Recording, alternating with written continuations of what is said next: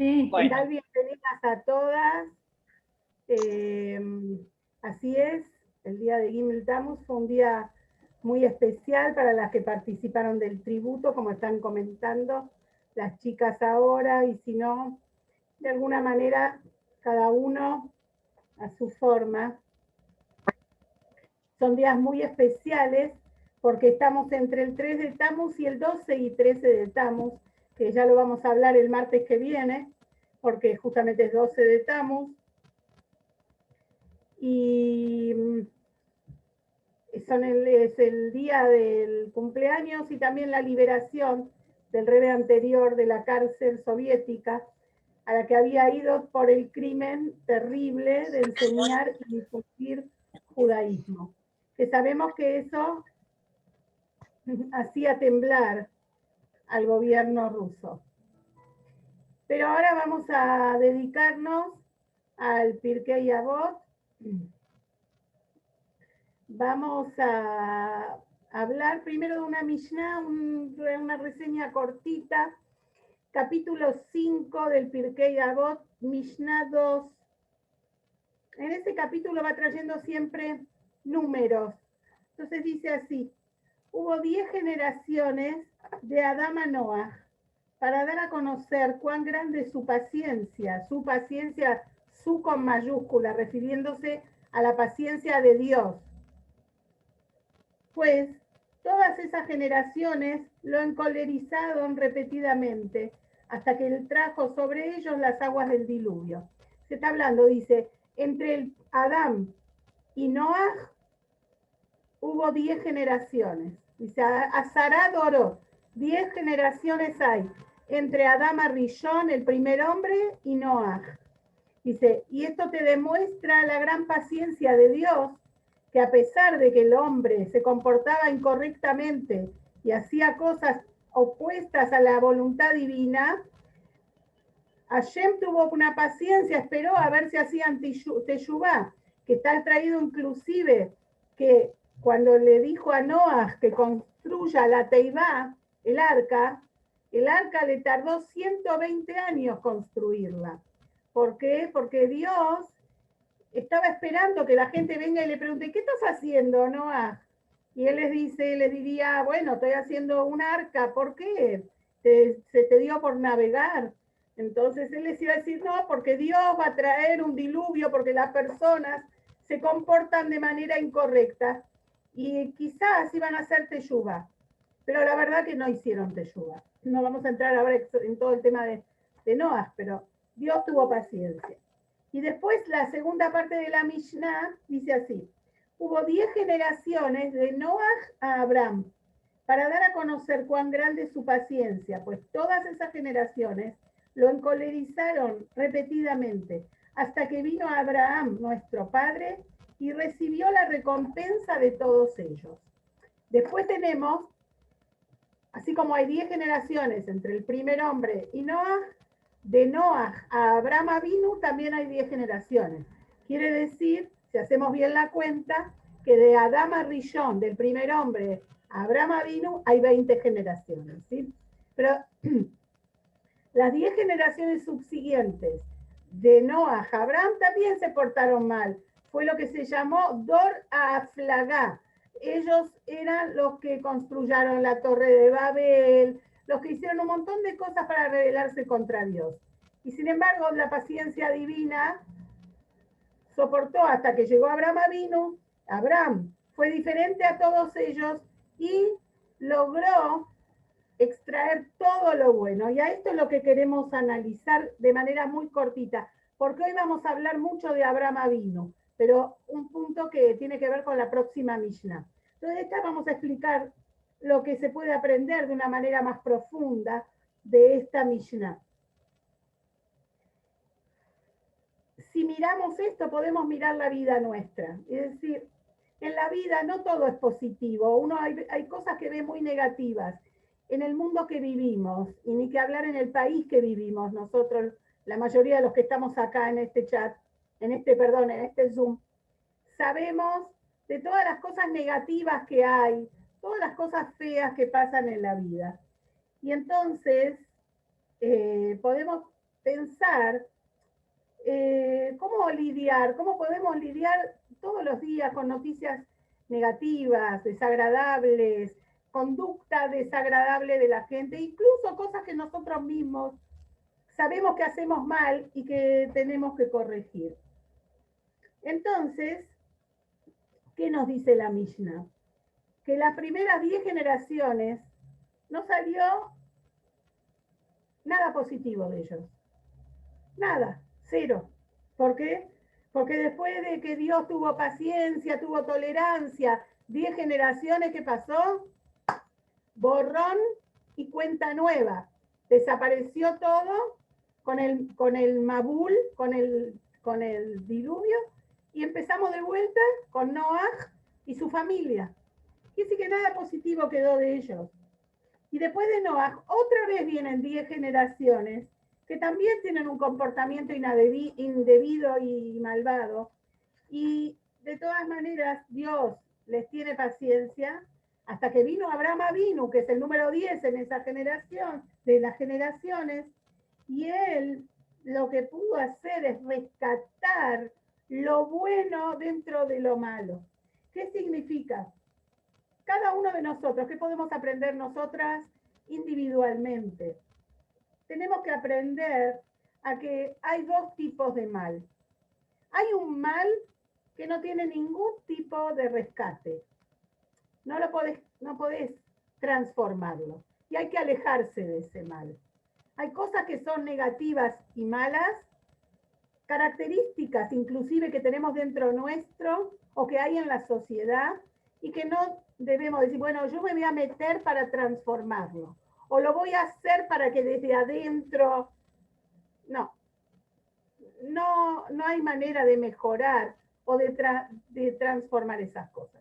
Después hay otro tipo de cosas negativas que son superficialmente negativas, pero que podemos transformarlas, incluso si nos miramos hacia nosotros. A veces uno puede tener una característica una característica negativa, se me ocurre, no sé, que es muy metido en la vida de los demás. A veces uno tiene esa característica, que siempre está fijándose lo que hace el otro, siempre está interesado con lo que hace el otro, siempre está atento, es muy chusma. Tenemos esas características y sabemos que es negativo. Pero si podemos, este es un ejemplo que se me está ocurriendo, podemos transformar esa característica negativa y nos interesamos por el otro para ver qué necesita y poder ayudarlo, no por el viajnerá y no por el chusmerío. Si uno trata de mejorar esa característica, la utiliza para algo bueno, voy a dedicarme a ayudar al prójimo, entonces sí, capaz que voy a tratar de meterme un poco en la vida del otro, no de cualquiera, de quien yo detecto que puede tener una necesidad y hago lo posible para ayudarlo. Había una persona que tenía algo, era muy invasiva, ahora que estamos en la época del internet y sobre todo de los chats. Había una persona que era muy invasiva en todos los chats, donde uno la incluía, pero que eran chats específicos para cocinar comida para mujeres que tuvieron familia, un chat que era para ayudar a novias, pero que era estrictamente, vieron la gente, cuando vos la sumás a un chat, no quiere que le llegue cualquier pavada, no quiere que le lleguen cosas que no tengan que ver estrictamente. Cuando vos, depende del chat en el que vos estás. Tenés uno en el que sabés que recibís todo tipo de cosas y ese es tu chat. Pero si vos te pusieran en un chat para ayuda social, no tenés ganas de que te vengan cosas que no tienes. Bueno, esta persona era muy invasiva. En todos los chats donde la incluían, ponía cosas para ayudar al prójimo. Por ahí era para refugiar lema de esto, para refugiar lema en México, para refugiar lema en Israel. Y la gente se molestaba. ¿Por qué? Porque decía, no, yo no me entré acá, yo acá me entré para que me digan a dónde tengo que mandar comida cuando hay una familia que pasó duelo o una enfermedad, lo aleinu, y no quiero estar en otras cosas. Bueno, y al principio yo trataba de explicarle, no hagas esto, no. La persona no entendía, dice, pero si esto también es ayuda al prójimo, pero si esto también es bondad. Claro, pero no es el canal. Bueno, al final Dios me iluminó y le dimos un chat que ella lo maneje. Y entonces, permiso, es decir, estoy, mírame un segundo. Estoy acá con mis talmidot, mandá saludos. Está la Morabatia, le podés mandar saludos. Ahí está Rose. Rose, la Morabatia, desde Bercheva. Mi hija hermosa me llama. Pero miren la que linda que es hermosa. Desde Miami. Bueno, así que chao. Chao. Chao. Bueno, entonces yo le digo, Dios me iluminó y le entregamos un chat para ella. Hoy en día es el chat de más auge para Refuash Lema, para la gente, pedidos de Teilim, para todo el mundo. Y yo misma le encargo cuando me entero de alguien que necesita el Refuash Lema, que recen por... La primera que contacto es a ella, para que ella incluya. Armó un montón de listas. ¿Qué quiere decir? A veces hay algo que puede ser molesto en la característica de uno y uno puede transformarlo para bien. Esto es lo que aprendemos de esta Mishnah de Abraham Avinu. No todo, hay dos tipos de cosas negativas. Hay cosas que, ¿qué te vas a entrar en una banda de asesinos para transformar tu... no, eso no existe. Pero hay cosas que sí son un mal, que es superficial y sí pueden mejorarse, redireccionarse, canalizarse para lo positivo. Cada uno de nosotros tiene características que seguramente bien aplicadas dejan de ser negativas para ser positivas. Vamos ahora a la segunda Mishnah. Y esta sí es un análisis muy profundo que tiene que ver con nuestro primer patriarca, Abraham Avinu. Y tiene que ver con algo que seguramente muchos de nosotros nos preguntamos cada vez que aparece el tema. Dice así, es la Mishnah, es el capítulo 5, Mishnah 3, la que le sigue a la que estudiamos recién. Dice así, con 10 pruebas fue probado nuestro padre Abraham, y él se impuso en todas, para indicar cuán grande era el amor de nuestro padre Abraham por Hashem, por Dios. Como es un Pere que va hablando de los números, dice, Abraham Avinu fue probado en su vida, tuvo 10 grandes pruebas. Hacia Azarán y Sionot, 10 pruebas fue probado Abraham Avinu. Y en todas se impuso, es decir, que las pasó a todas, en ninguna falló. Y dice, y esto muestra el gran amor, porque las pruebas que tenían que ver con Dios, pruebas en la vida que tenían que ver con su relación con Dios. Y en todas esas pruebas él se impuso. Y de eso aprendemos cuán grande es el amor de Abraham Avinu por Hashem, por Dios.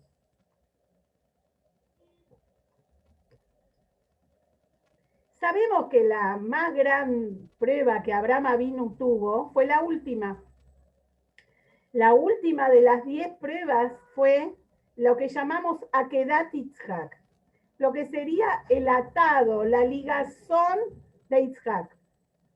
Que si miramos el Sefer Bereishit, agarramos la Torá y lo vemos, dice así, y fue después de estos eventos que Dios probó a Abraham.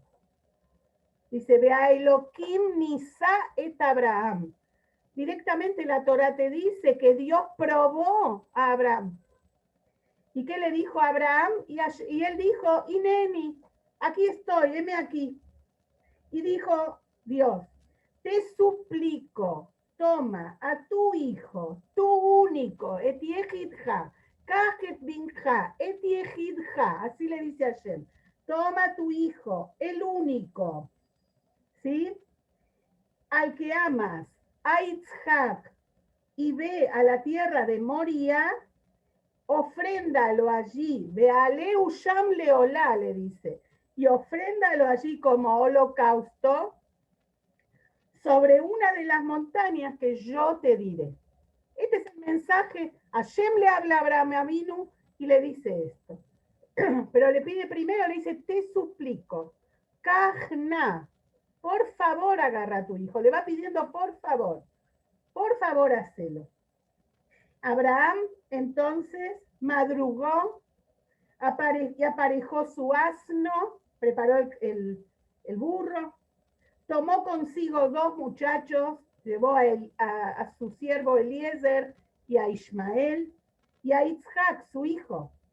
Partió leña para la ofrenda y se alzó y fue al lugar que Dios le había dicho. Todas estas son palabras de la Torá. Abraham construyó allí el altar, dispuso la leña, ató a Isaac, su hijo, y lo colocó encima del altar y tomó el cuchillo para degollar a su hijo. Pero un ángel de Dios lo llamó desde el cielo. No pongas tu mano sobre el muchacho ni le hagas lo que fuera, pues ahora yo sé que eres temeroso de Dios, dado que no has retenido a tu hijo, tu único, de mí. Esto es lo que nos dice la Torá. ¿Todos lo entendieron? ¿Sí? Es conocido. Este pasaje de la Torá es muy conocido. Y no solo que es conocido, sino que en los Sidurim, en la tefilá de la mañana, antes cuando comienza la tefilá, está el relato de la Keidá. Se lee esta parte de la Torá y después se pide que así como Abraham Avinu no dudó de entregar a su propio hijo, porque vos lo pediste, que tu misericordia en nombre de ese acto tan importante nos perdones y nos cuides, etc.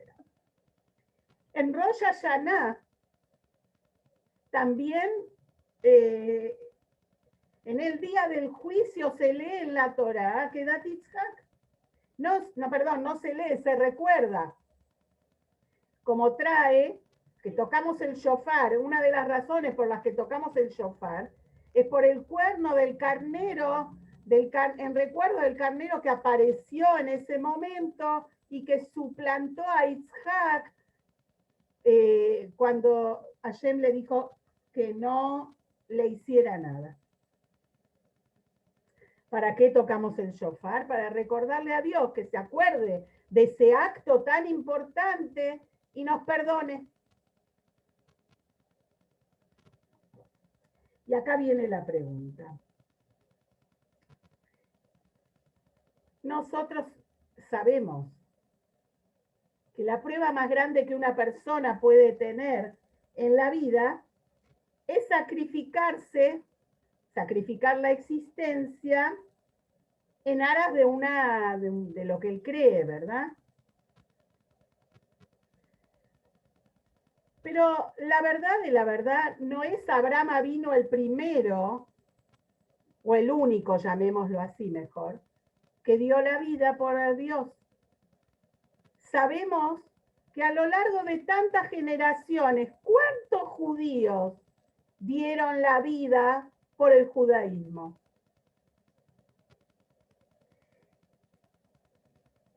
Bueno, podemos decir, lo que pasa es que no se habla acá de la vida propia. Acá estamos hablando de la vida del hijo. Acá Abraham, Dios le pide que sacrifique a su hijo. Entonces, es algo mucho más profundo. Pero en la historia, que nosotras, muchas de nosotras que estamos acá en el chat, nos encanta la historia, sabemos que no fue el único tampoco Abraham que entregó a su hijo o que sacrificó a su hijo por el judaísmo. Si nos ponemos a pensar en la historia de Hanukkah, siempre recordamos a una mujer, Hannah, que no entregó uno, sino 7 hijos, porque el emperador quería que se arrodillaran a un ídolo griego. ¿Se acuerdan de Hannah, Beshivat Banea? Hannah y sus 7 hijos, que está su tumba, y de sus 7 hijos en el cementerio antiguo de Tzfat. Se puede visitar. Ella, es más todavía, ella a cada uno de los hijos le pedía por favor que no se arrodillara, a pesar de las torturas y todo. Y cuando el último hijo estaba por morir, ella se acercó y le dijo, cuando llegues al Shamaim, al cielo, anda a Abraham Avinu y decile, vos ataste a un hijo, yo puse en el altar 7. Entonces Abraham Avinu no es el único. Y en la historia vemos muchas veces, este es un caso famoso el de Hannah, pero muchos padres, para que sus hijos, cuántas familias enteras entregaron su vida por el judaísmo. Y más aún, ellos hicieron el sacrificio sin que venga Dios y les hable. Abraham vino a Shem y le dijo, si Dios mismo te dice, es una cosa, pero los descendientes de Abraham entregaron su vida y la de sus hijos a un Dios que no ven, a un Dios que no escuchan. Es de la fe que tenemos en Hashem. Y sin embargo, dieron su vida o la vida de sus hijos para no violar la Torá. Sin embargo, Don Isaac Abarbanel, que ya en historia vamos a estudiar sobre él, en el comentario que él hace en Bereishit, dice que Akeidat Yitzhak va a estar siempre en nuestros labios y en nuestras tefilot. ¿Por qué? Porque en esa prueba que Abraham Avinu superó, está toda la fuerza, está concentrada toda la fuerza del pueblo de Israel y el mérito ante Hashem, ante nuestro Padre Celestial. La pregunta de vuelta, ¿por qué tanto cuando tantos miles de judíos hicieron el mismo sacrificio? ¿Por qué Abraham Avinu la prueba es tan importante? Fíjense una cosa muy grande. Dijimos que Abraham Avinu no tuvo una prueba. Azará Nisionot tuvo 10 Nisionot. 10 pruebas tuvo Abraham Avinu. La Keidá fue la 10ª, la última. Pero la primera, como todas ustedes deben recordar de la historia de Abraham Avinu, fue cuando él se opuso al falso dios Nimrod, que él se autonombró no solo rey, sino Dios, con poderes divinos, y todo el mundo se prosternaba a él y lo consideraba una deidad. Y Abraham Avinu dijo, de ninguna manera, no, hay un Dios que es Dios Hashem, y vos no sos un Dios. Y bueno, y entonces, y más todavía, algo muy importante, según algunas explicaciones, él hizo esto antes de que Dios se le revele, porque él llegó a creer en Dios por su propio intelecto. Se dio cuenta que Dios era el creador de los cielos y la tierra. A través de su observación, de su, ¿cómo se dice?, contemplación, él llegó a la conclusión de la existencia de Dios y se dedicó a difundir el nombre de Dios entre las personas que hay un solo Dios, el monoteísmo, etcétera, etcétera. Y entonces, también es una prueba muy grande, porque él estaba dispuesto a dar la vida. Está bien, después Dios lo salvó, pero él estaba dispuesto. Es el primer acto de autosacrificio que estamos viendo. Porque un hombre como él, que reconoce la verdad y dedica todas, Abraham tenía muchas cosas, era un matemático, era un astrónomo, era astrólogo, era famoso, pero él dejó todo de lado para dedicar su vida a la difusión del monoteísmo en el mundo. Él es el protagonista de ese chiste que dice que había un hombre que iba contramano por la avenida 9 de Julio y escuchan la radio que dicen, hay un loco que va de contramano por la 9 de julio. Y él dijo, ¿cómo uno? Hay miles. Él enfrentó a todos. Y sin embargo, lo hizo sin siquiera que Dios le diga que lo haga. No es que Dios le pidió, por favor, sos mi embajador, anda a enseñarle a la gente. No, él tomó la decisión de su vida, que esta iba a ser su misión. Sin embargo, ¿qué nos dicen todos? Que Akeidat Yitzhak, la ligazón, el atarlo a Yitzhak al altar, de Yitzhak no estamos hablando por eso, pero menciono entre paréntesis que muchas publicaciones, yo cuando estudiaba de chiquita, estudiaba del, ¿cómo se llamaba? Torale Matjilim, y te dibujaba a Yitzhak Avinu como un nene que iba de la mano de Yitzhak a Keidat Yitzhak. Nada más falso. Yitzhak Avinu tenía 37 años cuando fue la Keidat. Ya era un hombre. Él sabía lo que iba, porque le preguntó al padre, el padre le respondió, y él fue, y cuando el padre lo agarró y lo puso, no es que lo durmió, no es que él estaba dispuesto a hacer esa olat mima, ese holocausto, pero eso lo dejamos para cuando hablemos de Yitzhak. Simplemente lo digo como un detalle, ¿no? Para no confundir, que sepamos que Yitzhak Avinu también sabía bien lo que se venía y no dijo nada, todo lo contrario. Entonces, sin embargo, aunque Abraham dedicó toda su vida con esa prueba, la primera y todo, dicen que Akeidat Yitzhak es la gran prueba de Abraham, es la más grande. Y entonces, pregunta el Talmud, ¿por qué es esta última prueba la más grande?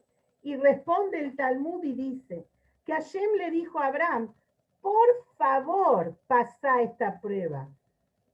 Kajna, por favor, le dijo Hashem, pasa esta prueba para que todas las 9 anteriores tengan sentido y tengan sustancia.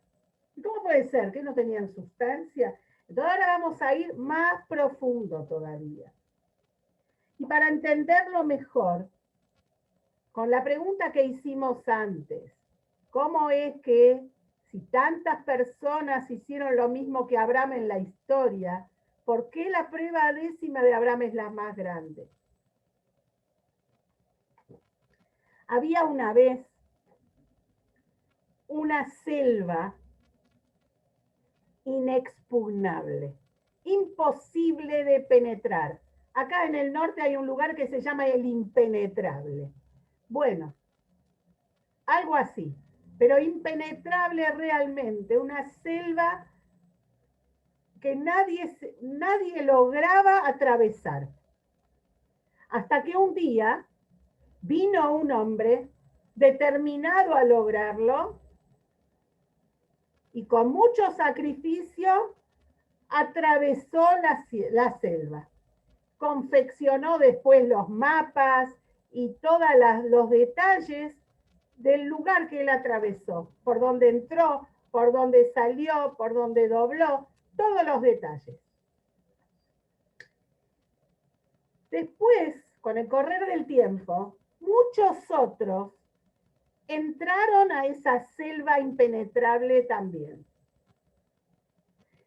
Ah, entonces uno puede decir, ya está, él ya lo hizo. Bueno, pero la selva no dejó de ser peligrosa.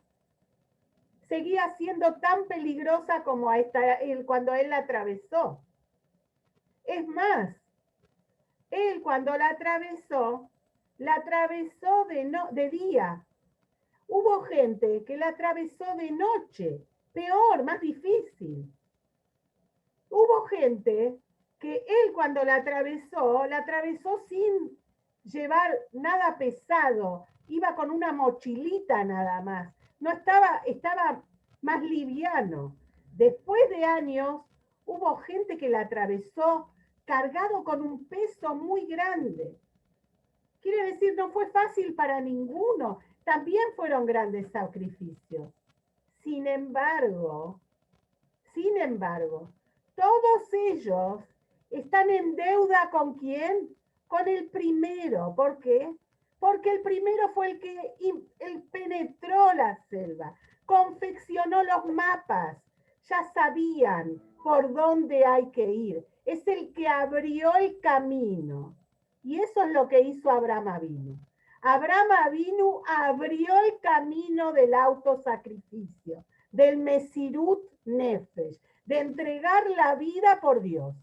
Él fue el primero, él no, después sí pasó en toda la historia, pasó con Hannah y sus 7 hijos, pasó con tantos judíos en la historia y hasta el día de hoy, pero que todos tenemos el mapa de Abraham, que él fue el primero que entró en esa selva impenetrable.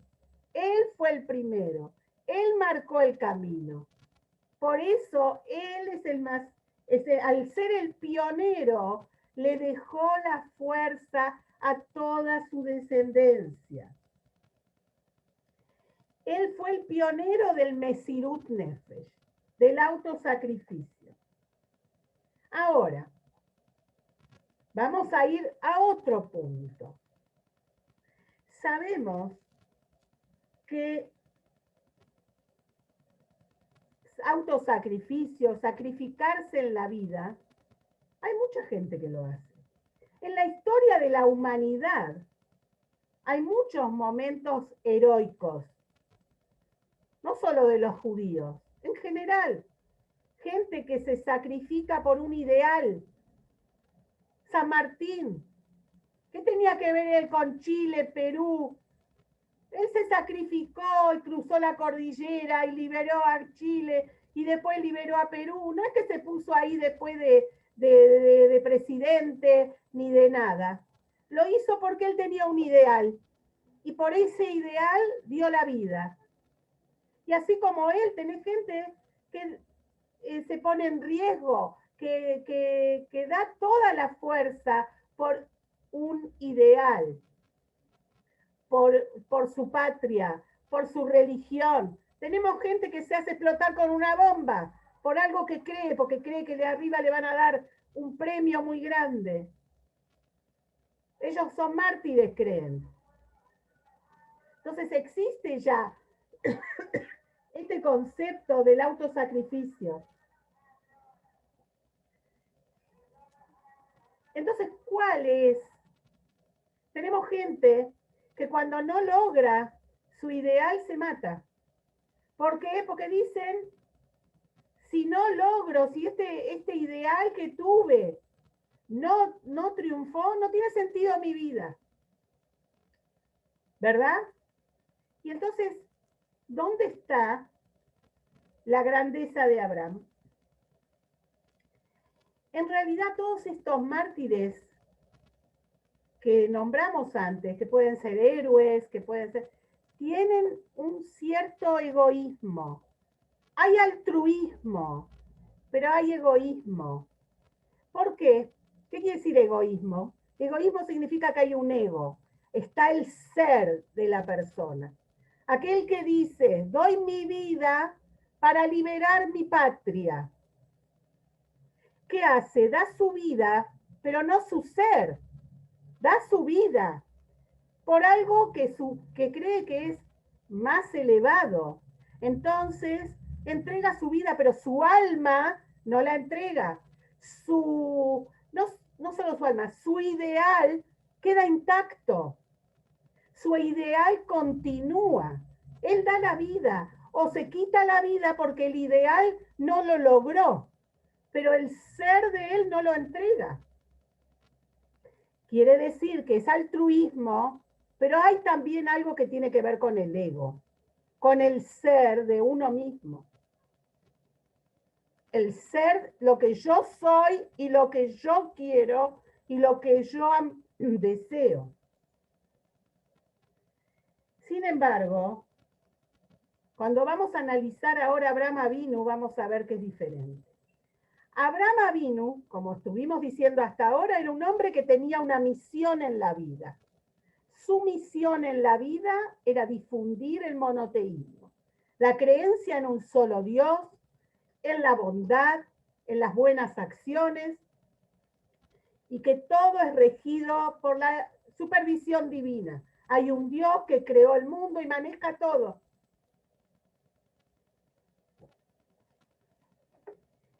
Y nosotros lo vimos en toda la historia de Abraham. Se dedicó junto con Sara a esto. Y también sabemos por la Torá que había una sola cosa que lo angustiaba a Abraham Avinu. Que después que él muera, no iba a tener a nadie que lo iba a continuar en su misión. Y entonces cuando Dios finalmente le anuncia que él va a tener a un hijo a los 100 años, que va a ser su continuador, que va a seguir en su camino y que de ese hijo va a salir el pueblo de Israel, que ese pueblo va a ser el encargado, va a ser una luz para las naciones, va a difundir a todos los pueblos del mundo la creencia en Dios. En ese momento él sintió que había logrado tener una continuidad, su misión, su ser, tenía sentido, ¿verdad? Y a los 100 años nació Isaac. Después de 37 años de formar a su hijo, de saber que él va a continuarlo, de que de él va a salir el pueblo judío, viene Dios y ¿qué le dice? ¿Viste todo lo que te dije? No. Entregame a ese hijo. Quiere decir que todo lo que hizo hasta ahora, una persona que tiene una misión, que está convencido de la misión que está haciendo, que lo hace con todo su ser, que entrega su vida, en ese momento, lo que Dios le está pidiendo es para él totalmente incomprensible, inaceptable, es algo que no tiene sentido. De toda su misión para lo que él dedicó su vida, nada. Todo lo que hizo hasta ahora, 137 años de su vida, olvídate. No tiene lo que Dios le pide, no tiene ningún fundamento en la razón. Nada. Es totalmente irracional. ¿Qué hizo Abraham? Abraham hizo algo que es muy difícil. No entregó su vida, porque no es como los héroes altruistas, pero que tienen un ego, que entregan su vida por su creencia, por su misión. No. Estamos hablando, ¿qué hizo Abraham Avinu? Abraham Avinu entregó su ser en la Keidat Yitzhak. Todo lo que él creía, todo lo que él, la misión, chao, en la Keidat Yitzhak. No dijo, no se paró y le dijo a Dios, pero me estás cargando. Toda la vida la dediqué a difundir tu nombre y esto y lo otro, y me dijiste que de él va a salir la continuidad. con esto se trunca todo. No solo que no dijo nada, se apuró, hizo todo lo antes posible para cumplir el Retzon Hashem, para cumplir con la voluntad de Dios. Lo que Abraham hizo es imposible para la persona doblegar el ser, doblegar el alma.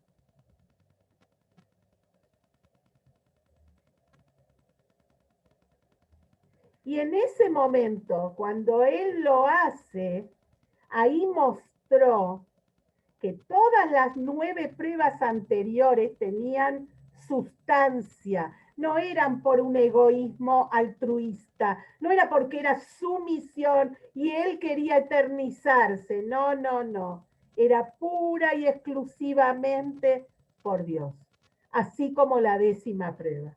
Por eso Dios le pidió, por favor, hacelo, porque así todas las 9 anteriores, toda tu vida va a tener sustancia. Ahora sé que realmente, dice, ahora sé que realmente me temes, ¿no? Ahora nadie va a poder decir, bueno, Abraham, el primer judío, es como cualquier héroe de cualquier patria, de cualquier historia. No, no, no, no. Es totalmente diferente.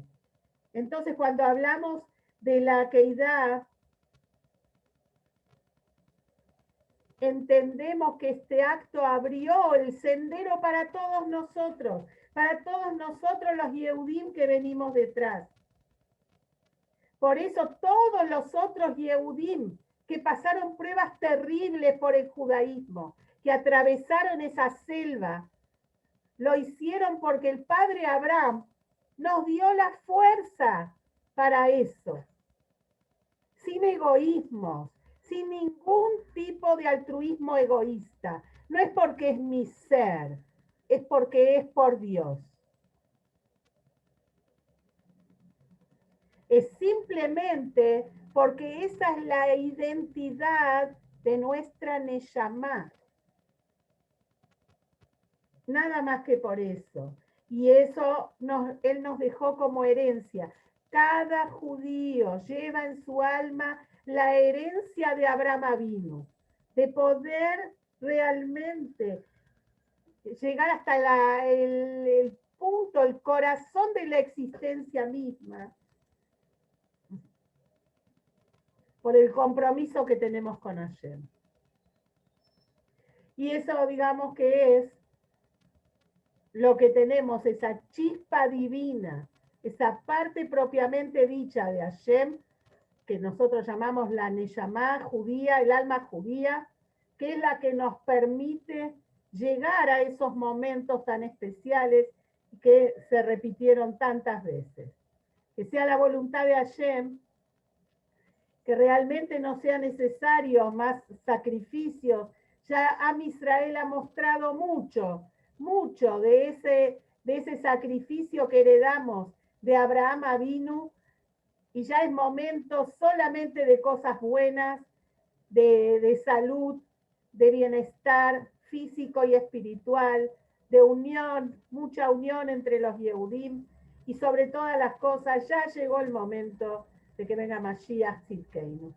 Un beso grande a todas y nos vemos si Dios quiere. Nos vemos. Chau Batia, chau Rose. Un besito a Israel, un besito a todas las demás, las quiero mucho. Gracias por estar.